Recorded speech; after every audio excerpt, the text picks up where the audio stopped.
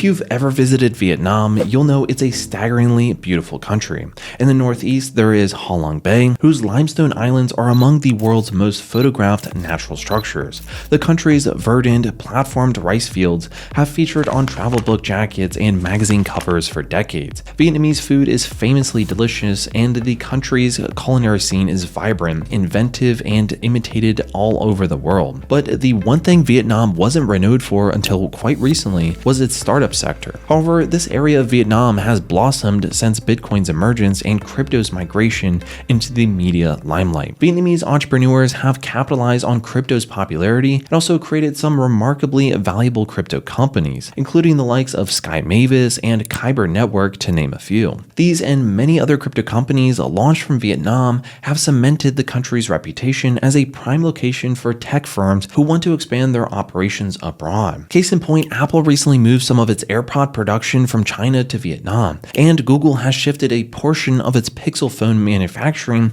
there as well. Similarly, both Microsoft and Amazon have started partially shipping some of their products from Vietnam as well. So what's more is the New York Times reports that Vietnamese real estate brokers are busier than ever, showing their commercial properties to multinational firms like Apple, who are also eager to expand their operations in Vietnam. Of the dozens of crypto firms who have launched from Vietnam already, Sky Mavis, who developed the blockchain-based game Axie Infinity, is by far the greatest success story. Although it has experienced a dip in popularity since its peak last year, the game once boasted nearly 3 million monthly active users, and its market cap today sits at over $770 million US.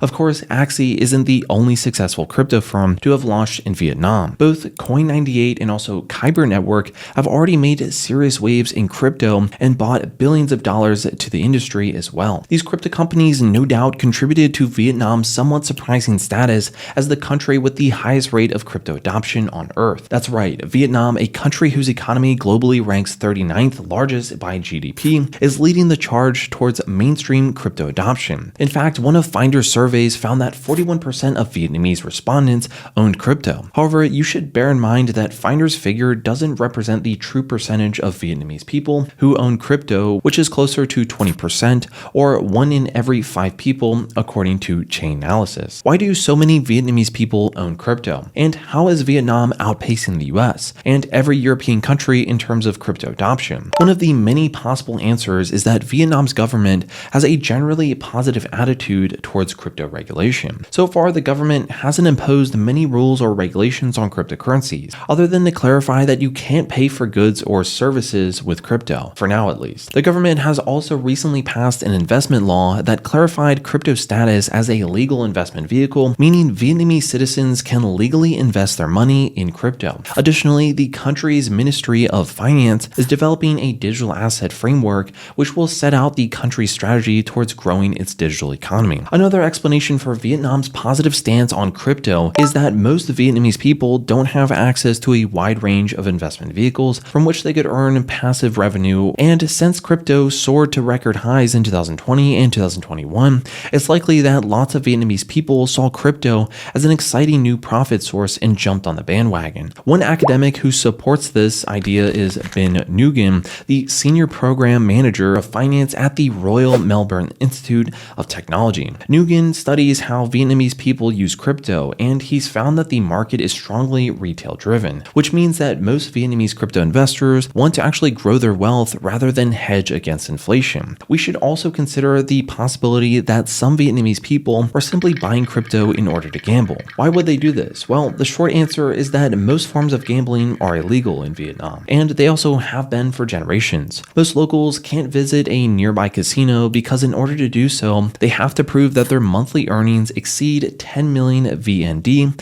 or $426 per month, before they can even get through the door. For context, the average wage in Vietnam is around 6.1 VD, or around $260 a month. And as such, it's plausible that at least some people are trying to buy crypto to simply satisfy their gambling urges rather than as an investment. And let's not forget that most Vietnamese expatriates who live and work abroad send money home to their families who still live in Vietnam. These remittance payments could actually account for as much as 6.3% of Vietnam's GDP. As such, it isn't surprising that so many of Vietnam's expats could use crypto to send their money home home when you consider how low the transfer fees are compared to those often charged by banks and transfer services. One final consideration is Vietnam's bankless population, those who live and work without bank accounts. Research actually suggests that just 30 million Vietnamese people from a total of 90 million have a bank account. Other studies show that Vietnamese people collectively have at least 70 million smartphones, or more than twice their number of bank accounts. Together, these two statistics indicate that Vietnamese people urgently need somewhere to store their cash, and crypto platforms can provide a convenient solution. There doesn't need to be just one reason to explain why crypto is so popular in Vietnam. However, we should also consider the fact that several Vietnamese crypto companies have enjoyed extraordinary success over the past few years, which will have boosted the popularity of digital assets within Vietnam. Take Coin98 for instance, which was founded by Thanh Le and also Vinh the Nguyen in the city of Ho Chi Minh in 2017. The company has enjoyed remarkable success in its relatively short history, and it's also very popular across Asia. In case you aren't familiar with Coin98, it's a DeFi platform through which you can move and swap assets and also different tokens across different blockchains and earn interest from staking and also yield farming. Most of its services revolve around its multi-chain compatible wallet, which lets you interact with all your crypto wallets on different blockchains like Ethereum, Binance Smart Chain, and Solana by using just one password. At the time of this video, the platform's token C98 had a market cap of over $50 million, although it was floating around $1 billion in August of 2021. Crypto firms like Coin98 draw the attention of foreign investors and the global crypto community to Vietnam, which is great for Vietnam's economy, especially its startup sector. Another platform which has enjoyed similar success and raised Vietnam's profile within the crypto space is the Kyber network, a decentralized exchange, DEX aggregator, and liquidity platform. In layman's terms, Kyber provides liquidity for various DeFi applications, including its own DEX, and it also lets you exchange various tokens and coins without an intermediary.